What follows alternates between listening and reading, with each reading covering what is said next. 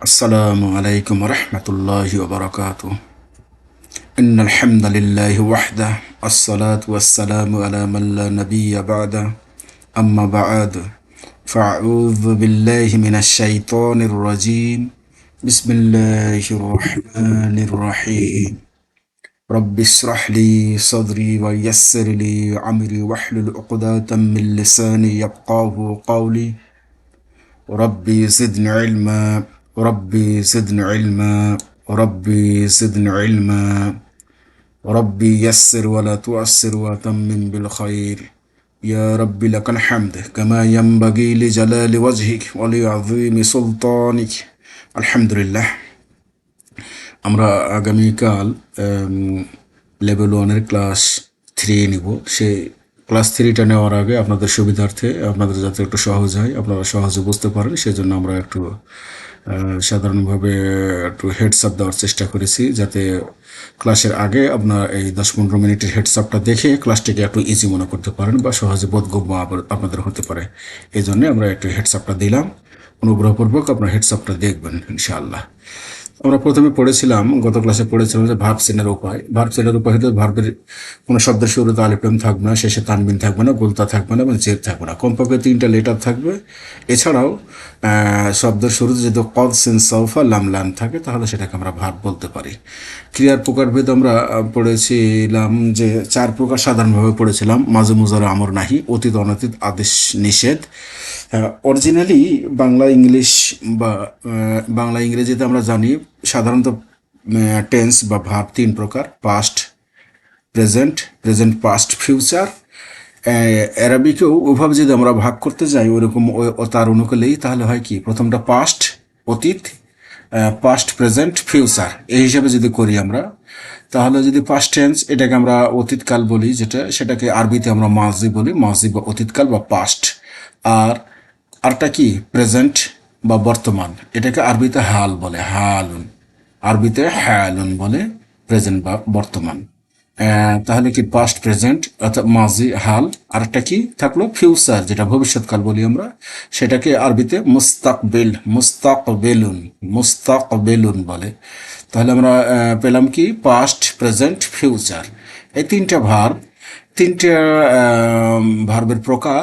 এটাকে আরবিতে আমরা বলছি কি, মাজি, হাল আর মুস্তাকবিল, মুস্তাকবিল। তো এখানে মাজি, পাস্ট, এটা স্বতন্ত্র একটা কাল। আর একটা হচ্ছে দেখেন প্রেজেন্ট আর ফিউচার, যেটাকে হাল আর মুস্তাকবিল বলছি, এই 2টা মিলে অ্যারাবিকে একটা নাম হয়। সে নামটা হচ্ছে অনতীতকাল, মানে মোদারিউন, মোদারিউন। তাহলে দেখেন, আমরা যে বলেছি আরবি ভাষাটা আসলে সহজ, আসলেই সহজ। আপনি বাংলা ইংলিশে কাল পেলেন কয়টা? একটা past tense, present tense, future tense, মানে অতীত, বর্তমান, অতীত, বর্তমান, ভবিষ্যৎ। অ্যারাবিকে ওই যে বর্তমান আর ভবিষ্যৎ একটা কালের মধ্যেই পাওয়া যায়, যেটা অনতীত কাল বলছি, not past, past not past, যেটা অনতীত, যেটাকে আমরা আরবিতে মোজারি বলছি। মোদারিউন, এই ভার্বটার মধ্যেই আমরা কি পাচ্ছি, হাল আর মুস্তাকবিল, অর্থাৎ বর্তমান আর ভবিষ্যৎকাল, এই 2টা কালের অর্থ আমরা একটা কালের মধ্যে পাচ্ছি। সেটা কি, সেটা মোদারিউন। তাহলে আমরা টোটালি ভার্ব কতটা পেলাম দেখেন, সাধারণভাবে ছোট্টভাবে মনে রাখার জন্য।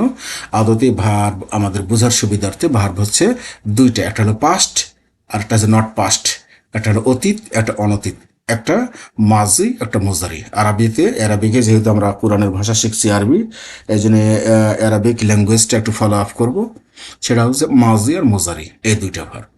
এই 2টা থেকেই আমরা যাবতীয় ক্রিয়া তৈরি হয়। মাজি থেকে মোজারে, মোজারে থেকে আমর নাহি তৈরি হয়।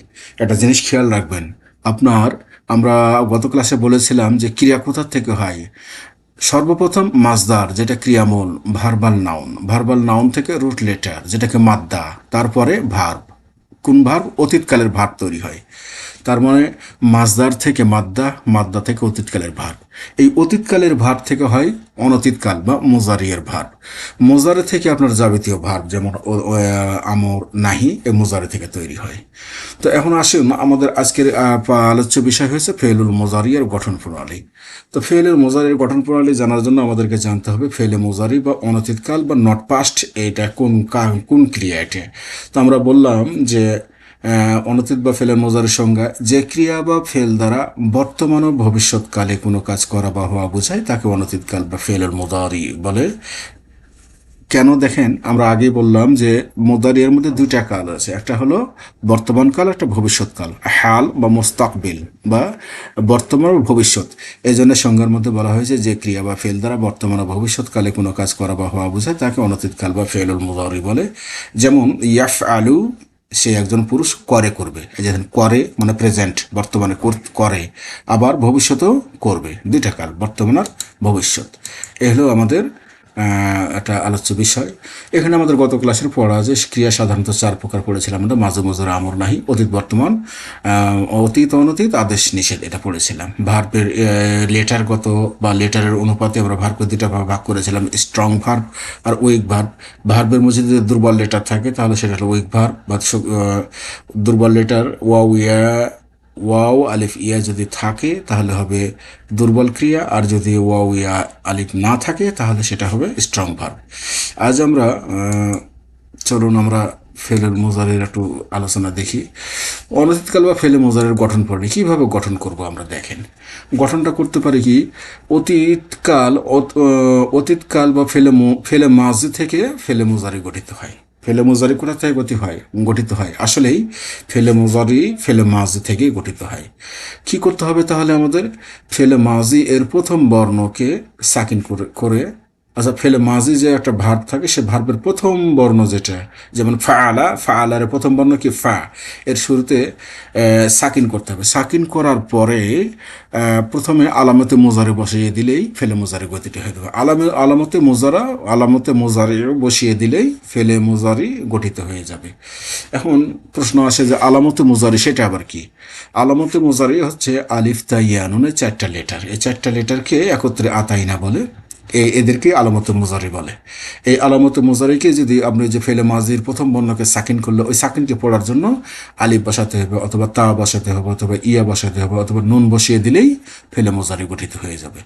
আর একটা বিষয় হলো, দেখেন, উদাহরণ দেওয়া আছে ফাআলা থেকে ইয়া ফালো। ফাআলাকে যদি আমি সাকিন করি, এখন সাকিন করে এখানে আপনি যেটাই বসাতে পারেন, যে কোনোটা বসাবেন সেটাই কাজে লাগবে আপনার।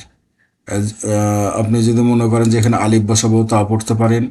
প্রথমত আমি এখানে সাকিন করলাম, প্রথমে সাকিন করলাম, এই এই প্রথম বর্ণকে আমি ফাটাকে যদি সাকিন করি, আমার সূত্র কি? প্রথম বর্ণকে সাকিন করবো মাজির, তারপরে যেখানে এখানে ইয়া বসিয়েছি ইয়াফ আলু, এখানে যদি আলিফ বসায় তবে আফ আলু, এখানে যদি তা বসায় তাহলে কি হবে? তাফ আলু, এখানে যদি নুন বসায় তখন হয়ে যাবে কি?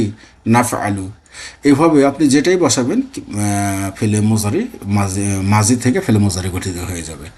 পরবর্তীতে কি বলেছে লক্ষণীয় বিষয়টা, গুরুত্বপূর্ণ কথা আছে যে ফেলে মাজিতে আমরা অনেক সময় দেখেন এখানে পড়ছি কি আফ আলু নাফ আলু, এভাবে পড়ছি, জবর দিয়ে পড়ছি। তো কখন জবর, কোনো সময় ফেলে আলামতে মোজারে যেটা আপনি বসাবেন সাকিনকে পড়ার জন্য আলিফতা ইয়া নুনের এই চারটি লেটার যখন আপনি বসাবেন, তখন ওগুলোতে জবর হবে না জের হবে না পেশ হবে। এই হিসাবে একটা সূত্র মনে রাখলে সহজ হবে যে অতীতকাল, এখানে আপনার বলে দেওয়া আছে যে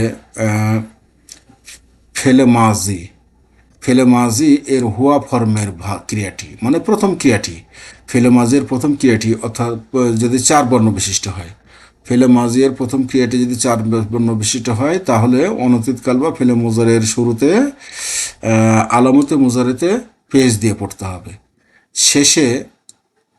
শেষ বর্ণের আগের বর্ণে জের দিতে হবে।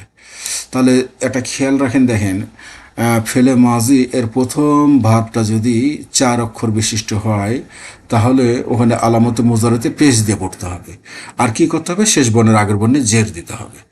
অন্যথায় যদি আপনি চার বর্ণ না হয়, তিন বর্ণ বা আপনার ছয় বর্ণ বা সাত বর্ণ যদি হয়, তাহলে মানে চার থেকে কম বেশ হলেই জবর হবে চোখ বন্ধ করে। তাহলে কখন জবর কখন পেশ, এই দুটো জিনিস মনে রাখলে আমাদের গঠন করতে একটু সুবিধা হবে। তাহলে দেখেন এখানে একটু খেয়াল করুন, আপনাদের দেখেন কাযযাবা, এখানে দেখেন কাব জালের উপরে তাসদিদ আছে, তার মানে জাল কয়টা? দুইটা। তাহলে কাব জাল জাল বা কয়টা হলো? চারটা লেটার। তাহলে এটা হলো হুয়া ফর্মের প্রথম ভাব।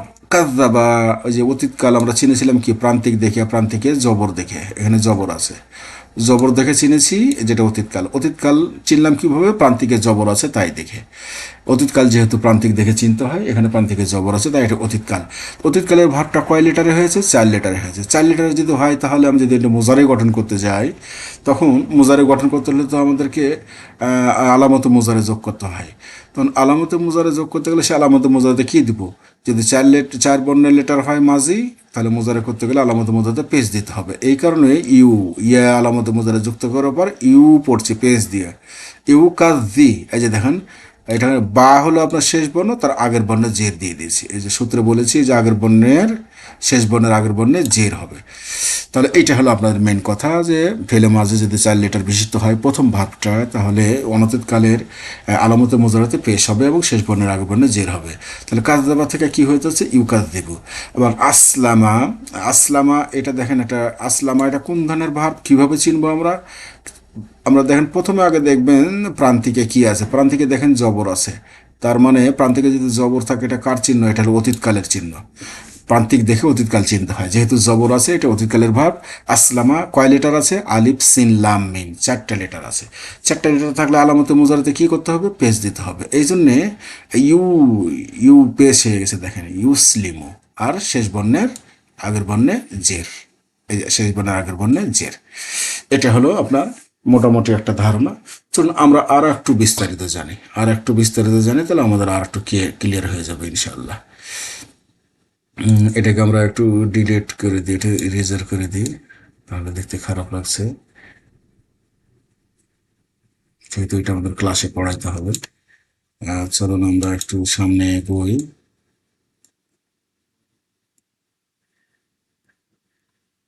তারপরে দেখেন জালা, এই জালা এটাকে কি, আমাদের প্রথম কাজ কি? জালা প্রান্তিকে জবর আছে, লেটার কয়টা? 3টা। তাহলে প্রান্তিকে যদি জবর থাকে, অতীতকাল চিনার উপায় কি? প্রান্তিকে জবর, প্রান্তিক দেখে অতীতকাল চিনতে হবে। অতীতকাল প্রান্তিকে জবর, তারপর আলিফ, তারপর ওয়াও, এলে দেখে আমরা চিনার গত ক্লাসে আলোচনা করেছিলাম আমরা। তো এখানে জালা এটা কি? প্রান্তিকে জবর আছে তাই এটা অতীতকাল। অতীতকালকে আমরা কি করব? অনতীতকাল বানাবো। মাজিকে মোজারি বানাবো। মোজারি বানাতে কি করতে হবে? আমাদের প্রথমে ফার্স্ট লেটার, যেটা ফার্স্ট লেটার, প্রথম লেটারটাকে সাকিন করতে হবে, দিলাম সাকিন করে। এখন পড়ার জন্য কি করব? আলিফ তাইয়া নুন, ওই যে আলামতে মোজারে শিখলাম 4টা, ওই 4টার যে কোনোটা বসাবেন সেটাই হবে। আপনি যদি এখানে আলিফ বসান আজ আলু হবে, যদি ইয়া বসান তাহলে ইয়াজ আলু হবে, যদি তা বসান তাহলে তাজ আলু হবে, আর যদি মনে করেন নুন বসাবে তাহলে নাজ আলু হবে। যেটা ইচ্ছা আপনি বসাতে পারেন। আর আলামতে মোজারের 4টার যে কোনোটাই বসাবেন, একটা ও অনতীতকালের ভাব তৈরি হয়ে যাবে। আবার দেখেন আকরামা, আকরামা এটা রামা শেষে প্রান্তিকে জবর আছে, তাহলে যদি প্রান্তিকে জবর থাকে তাহলে এটা হলো অতীতকাল। অতীতকালে কোনটা? প্রথমটা, হুয়া ফর্মের ভার্বটা। তো এখানে দেখেন আলিফ কা পরা মিম 4টা লেটার আছে। তো অতীতকালের প্রথম ভাবটা যদি 4টা লেটার বিশিষ্ট হয় তাহলে আলামতে মোজারাতে কি হবে? পেশ হবে। এই জন্য আখরিমু, আখরিমু অরিজিনাল রূপ এটা। তো আখরিমু এখান থেকে আলিফটা একটু কারণে পড়ে যায়, আলিফটাকে ফেলে দিয়ে বিলুপ্ত করে দিয়ে আলিফটাকে ফেলে দিয়ে ইউখরিমু পড়া হয়। আলিফটাকে ফেলে দিয়ে কি পড়া হবে? ইউখরিমু। কেন পড়া হয় এটা আমরা আলোচনা করব পরে, এক সময় হবে ইনশাল্লাহ। তাহলে আখরামা এটা 4 লেটার, তাই আলামত মধ্যে পেশ হয়ে গেল। এখন চলেন সামনে দেখি, আমরা একটু এগোই। দেখেন নাসারা, নাসারা এটা কি? প্রান্তিকে জবর, তাহলে এটা কি? অতীতকাল। আমি এখন বানাবো কি? অনতীতকাল বা মোজারি বানাবো। তাহলে নাসারা, নাসারা এটা হচ্ছে মাজি।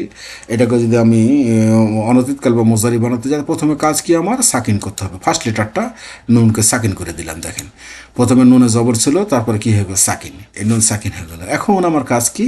আলামতে মোজারে যোগ করবো। আলামতে মোজারে কোনগুলো? ওই যে আলিফ তা ইয়া নুন একত্রে কি বলেছে? এগুলোকে আতাই না। তো এখন একটা করে যোগ করেন আপনি। এই নন সাকিনকে পড়তে পারছি না, এখন কি করবো? আলামতে মুজারে যোগ করব। আনেন আপনি প্রথমে, যেহেতু আলিফ আছে আলিফ বসান, তাহলে কি হয়ে যাবে? আম সরু, আম সরু, নাসারা ইয়ান সরু, এই সূত্রে আম সরু। তারপরে আপনি এটা কি বসালেন? আলিফ বসালেন আলামতে মুজারে। এখন বাকি থাকে কি? কি তা, তা আপনি বসাতে পারেন। এখন তা বসালে কি হবে? তান সরু, তান সরু, এই যে তা বসিয়ে দিলাম আমি এখানে। তারপরে কি করব? এখন আমি যদি ইয়া বসাই, ইয়াও বসাতে পারি এখানে একটা ভার্বে। ইয়া যদি বসাই তাহলে কি হবে? ইয়ান সুরু, ইয়ান সুরু। এখন আমি নুন বাকি আছে, নুনটাকে আমি বসাতে পারি এখানে। নুন বসালে কি হবে? নান সুরু, নান সুরু। এই যে দেখেন আমার নুন বসিয়ে দিয়েছি। তাহলে দেখেন একটা ভার্বকে আপনি অতীতকাল থেকে অনতীতকাল গঠন করা একটা ইজি ব্যাপার, কোনো সমস্যা নেই। প্রথমে কাজ কি, আপনার ফার্স্ট লেটারকে সাকিন করবেন, ওই সাকিনে কে পড়ার জন্য আপনি আলিফ তা ইয়া নুনের যে কোনো একটি বসিয়ে দিলেই আমাদের অনতীতকাল তৈরি হয়ে যাবে। আর একটা কথা দেখেন, আহ, আপনি আমরা আনসরু, তানসরু, ইয়ানসরু, নানসরু এভাবে পড়ে গেলাম। এগুলো কয়টা লেটার দেখেন, নাসারা এটা মাজিতে ছিল 3টা লেটার, এই কারণে আলামতে মুজারাতে সবগুলো জবর। সূত্র কি ছিল, যদি আলামতে মাজিতে যদি 4 লেটার হয় তাহলেই পেশ হবে, আর না হলে অন্যথায় জবর, আর শেষ বর্ণের আগের বর্ণে জের হতো। তো এখানে যেহেতু 4টা লেটার হয়নি, এই কারণে সব আলামতে মুজারাতে জবর হয়ে গেছে। এখন আমরা কোন কোন ভার্বগুলোতে কোথায় কোথায় আমরা আলিফ নেব, কোথায় কোথায় তা নেব, না সব জায়গা থেকে আলিফ নেব, সব ভার্বে কি তা নিব? আলামতে মুজদারাতে 4টি আলিফ তা ইয়া নুন, কোথায় কোনটা বসবে এই সম্পর্কে একটু ফুটনোট দেওয়া আছে, এটা একটু লক্ষ্য করলে বুঝবেন। দেখেন লেখা আছে, লক্ষ্য করুন, আলিফ তা ইয়া নুন, আলিফ তা ইয়া নুন, এই যে আলিফ তা ইয়া নুনের এর ব্যবহার, এই ব্যবহারটা কি দেখেন, হুয়া হুমা হুম, তার মানে কি, ওই যে প্রথম 3টে থার্ড পারসনের গ্রুপ 2টা ছিল, পুরুষ আর স্ত্রীর গ্রুপে 6টা, পুরুষের 3টা, স্ত্রীর 3টা ভার্ব ছিল, বা জমিরও ছিল, হুয়া হুমা হুম, হিয়া হুমা হুন্না, এই 6টা ছিল না, স্ত্রীর 3টা আর পুরুষের 3টা, 6টা গ্রুপ মিলে থার্ড পারসনের 6টা ছিল। আর একটা কি বলেছে এখানে, হুন্না, হুন্নাটা কোথাকার, হিয়া হুমা হুন্না, তার মানে কই 6 নম্বরটা, আর স্ত্রীর বহু বচনেরটা হিয়া হুমা হুন্না। তো এই যে 4টা, একটা হলো থার্ড পারসনের পুরুষের 3টে, আর স্ত্রীর সে আপনার বহু বচনটা শেষেরটা হিয়া হুমা হুন্না, স্ত্রী শেষেরটা আর পুরুষের প্রথম 3টে, পুরুষের 3টা আর স্ত্রী শেষেরটা, এই 4টে, এই 4 ফর্মের ক্রিয়াতে ফেলের শুরুতে ইয়া বসবে, ইয়া ইয়া বসবে কোথায়, থার্ড পারসনের যে 6টা আছে, পুরুষের 3টে, স্ত্রীর 3টে, তো পুরুষের প্রথম 3টাতে আর স্ত্রীর শেষেরটাতে ইয়া বসবে। এই গেল আপনার ইয়ার ব্যবহার গেল। তারপরে আসুন, এখানে দেখেন এখন কি বলা আছে এখানে, আর তা বসবে, এবার এবার এবার কি বলবো, তায়ের ব্যবহার দেখেন, তা বসবে কোথায় কোথায়, হা হুমা হুম, হা হুমা, ওই যে স্ত্রীর একটাতে আপনি যেটা হুন্না বহু বচন সেটাতে ইয়া বসিয়ে দিয়েছেন, বাকি থাকলো কোনটা, ও প্রথম 2টা, শেষেরটাতে তো ইয়া বসিয়ে দিলেন, বাকি থাকে কোনটা, হা হুমা, হিয়া হুমা, হিয়া হুমা হুন্না। তো আপনি হিয়াটা ওটার ভাঙ্গা জমির হচ্ছে, বাচ্চা জমির হচ্ছে হা, হা হুমা হন্না ছিল, তাহলে হা হুমা হন্না, এই হাটা হলো প্রথম, হুমাটা হলো দ্বিতীয়, তাহলে স্ত্রীর প্রথম দ্বিতীয় এই 2টা, আর হলো কা কুমাকুম কি কুমাকুন্না, ওই থার্ড সেকেন্ড পার্সনের যে 6টা, তাহলে সেকেন্ড পার্সনের 6টা, আর স্ত্রী বা স্ত্রী গ্রুপে থার্ড পার্সনের স্ত্রীর প্রথম 2টা, এই 8টাতে 8টা ফেলের শুরুতে তা বসাতে হবে। তাহলে এই 8টার শুরুতে কি বসাবেন, 8টা ফেলের শুরুতে তা বসাতে হবে। তো এটা একটু ক্লিয়ার হয়ে যাবেন যে স্ত্রীর থার্ড পার্সনের যে আমরা 6টা শিখেছি ভার্ব, তার মধ্যে প্রথম পুরুষের 3টে আর স্ত্রীর 3টার মধ্যে শেষেরটা হুন্নাটা ওইটাতে বসবে ইয়া, আর বাকি থাকলো স্ত্রী কয়টা, উপরে 2টা, হা হুমা, মানে হিয়া হুমা, হিয়া হুমার থেকে তো হা হুমা বের হয়েছে, তো হা হুমা, আর সেকেন্ড পার্সন যে কা কুমা কুম কি কুমা কন্যা, এই যে 6টা, 6 দিয়ে 8টাতে বসবে তা, বাকি থাকলো কি আলিফ। আনা ফর্মের যে ফার্স্ট পার্সনের আনা নাহনু, ওই 2টাতে আনাতে বসবে হলো আলিফ, যেহেতু আনাতে আলিফ আছেই, এই আনা ফর্মের ভার্বে বসবে হলো আলিফ, আর নাহনু ফর্মের যেহেতু নাহনু নুন দিয়ে, এই নাহনু ফেলের ভার্বে বসবে নুন দিয়ে। তাহলে এই যে গেল আপনার এটা ইয়ার ব্যবহার মোটামুটি, এটা একটু দেখবেন কয়েকবার ইনশাল্লাহ, এটা এটা অনেক উপকারে কাজে লাগবে, কিন্তু এই জিনিসটা খুব একটা গুরুত্বপূর্ণ বিষয় আমাদের। তো এটা আপনাদের যতদূর পারলাম, চলুন আমরা একটু ভার বলা নিয়ে একটু আলোচনা করি, তাহলে আপনাদের আর একটু ক্লিয়ার হবে, যাতে আপনাদের ক্লিয়ার একটু বুঝতে পারেন, এটাই আমাদের প্রচেষ্টা। চলেন আমরা একটু সামনে এগোই।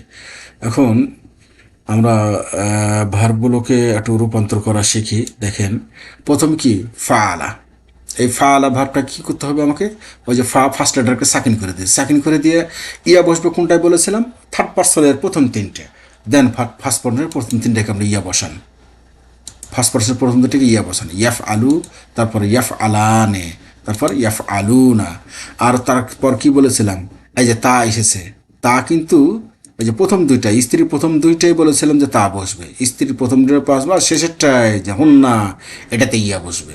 তাহলে ইয়া আপনি পেলেন, পাওয়া গেল। দেখেন ইয়া পেলাম কোথায়, ইয়া এই যে দেখেন এই যে পুরুষের তিনটাতে ইয়া বসবে, আর হলো আপনার এখানে এসে এই যে এই স্ত্রীর বহু বছরেরটা বসবে হলো ইয়া। তাহলে ইয়া বসেছে চারটায়, পুরুষের তিনটায় আর স্ত্রীর বহু বছরেরটাই ইয়া।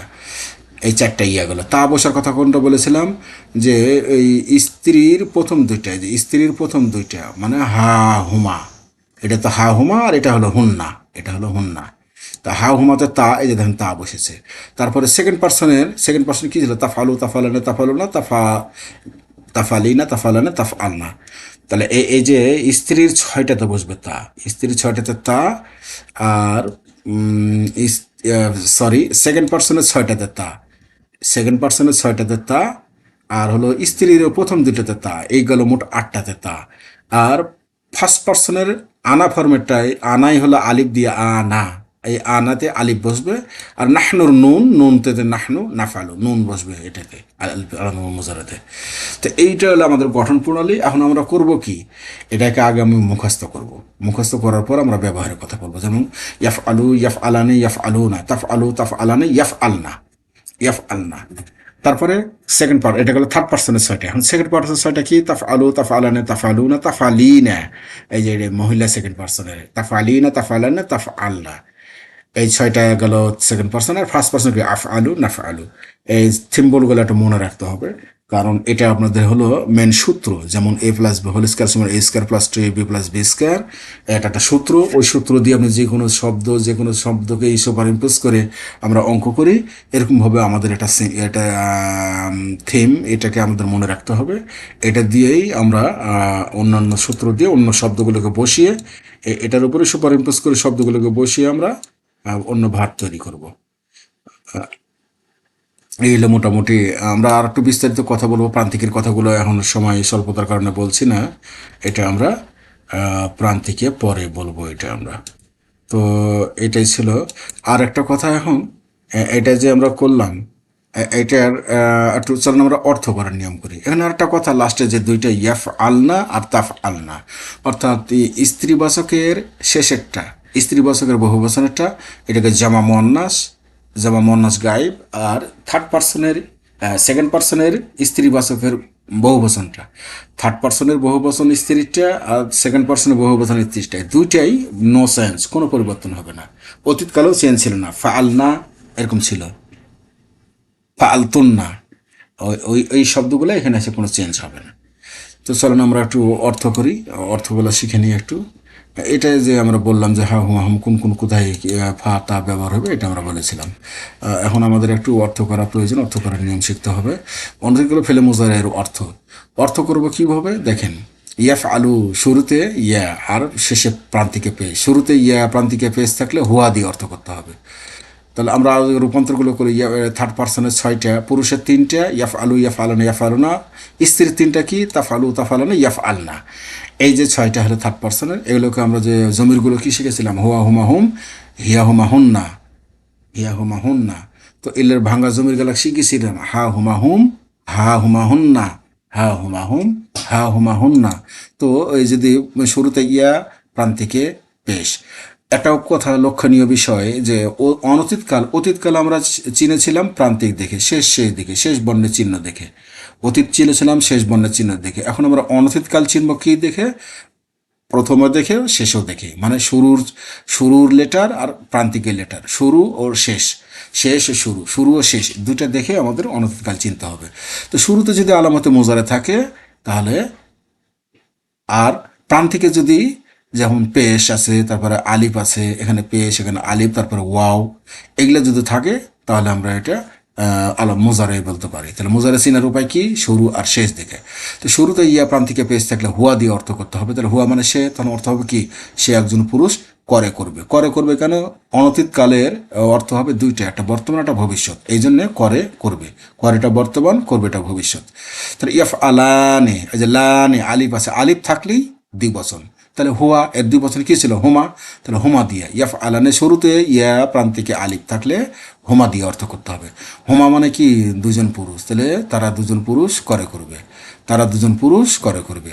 ইয়াফ আলু না, তারপরেরটা ইয়াফ আলু না থাকলে ওয়াও, ওই যে প্রান্তিকে শুরুতে ইয়া শেষে ওয়াও, নুন কিন্তু শেষেটা ধরো, নুনটা হলে নুনে এরাবি বলে, এটা হলো এরাব হয় এই জায়গাতে, এটা জমা বা তাসনিয়ার নুনে এরাব।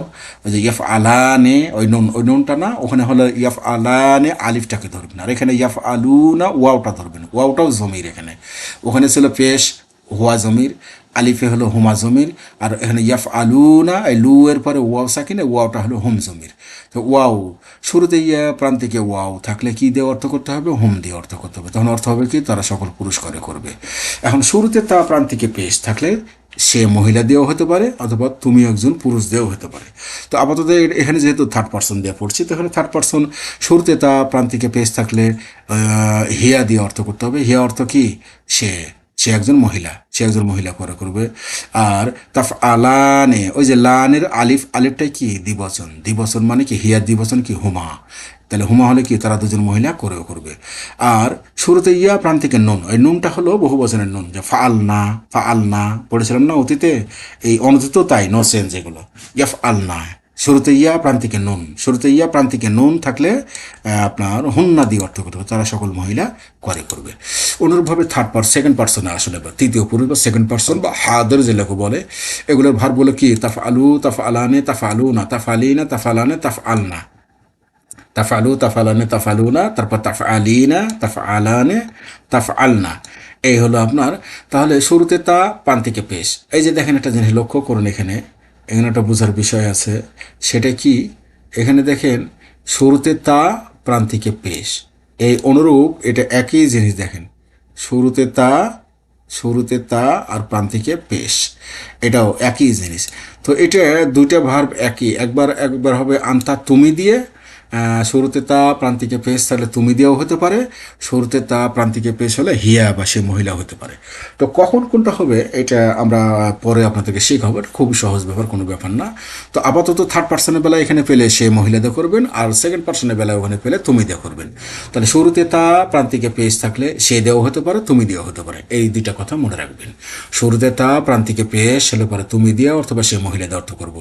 তাহলে আন্তা শুরুতে তা প্রান্তিকে পেশ হলে আন্তা দিয়ে অর্থ করেন, আন্তা দিয়ে অর্থ করলে আন্তা মানে তুমি, তাহলে তুমি একজন পুরুষ করবে, তুমি একজন পুরুষ করবে, তুমি একজন পুরুষ করবে। এই লগে একটু মিশিয়ে দিয়ে আনি এই রেজাল্টগুলো, তাহলে আমাদের একটু পড়তে ভালো হবে।